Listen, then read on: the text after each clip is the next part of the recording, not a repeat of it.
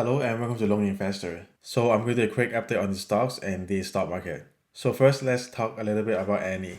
So yesterday after market close, Annie has a crazy wild one. So after closing at $2.1, it drops as low as 1.48 and then it has a quick rally, like 150% rally to 3.2 and then it came back down a little bit. So what happened is that one of the mergers that was supposed to happen with Annie, it didn't go through, so the stock was plummeting after the market. But as some people were reading more, they say that the cancellation of merger actually benefits the company as they get more mining machines back to them and stuff. So it quickly rallied back to $3. And as you have known, I got Annie on April 1st at around 2108. So after seeing it jump $3 and I was at like 40% profit, I couldn't resist and I took some profit. So I sold some at 2.89 after market around 7 p.m. And I was really tempting to sell everything back then because usually when a stock that goes up 30-40% in a day, the next day usually will drop back a little bit, but this time I only show about 1/4 of my shares. So at first I wanted to see if the market will bring it up any higher, but as you know today the market was very red and Nasdaq was down,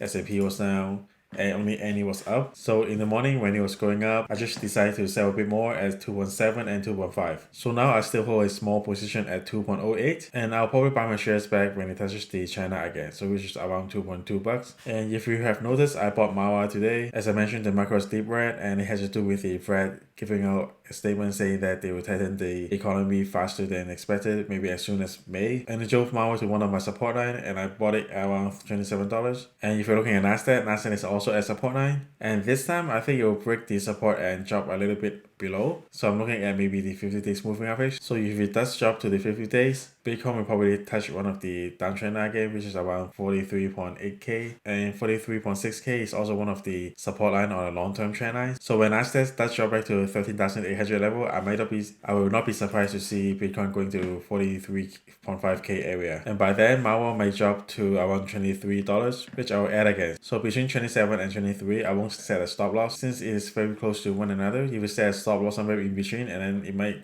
go into reversal, I would put my next adding at around $23 or whenever Bitcoin hit 43.5K. And another one of my recent purchases, the CDXR. This stock is one of the less evil one of today, so it's only dropped about 1.6%, and I'm still around the break-even price for it, so I'm still holding at the moment. Now, I do want to point out that one interesting setup that I'm seeing is the SCO. So SCO is the inverse ETF for oil. So if when oil comes down, then the ETF will go up. And oil seems to be heading in a downtrend, but oil is very sensitive to geopolitics. So that's something that you have to watch out for. So oil support price is about $95. So if oil drops below $95, we may see a breakout of the consolidation. As you know, any consolidation pattern, you have either break up or down. As you have a trend going down, but then you have the momentum going up on both RSI and the MACD. So this is something to watch for as well. And at this moment, I do not hold any position on SCO yet. But if oil doesn't drop that much in the next few days, and if SCO has a little breakdown, maybe retesting the previous bottom or even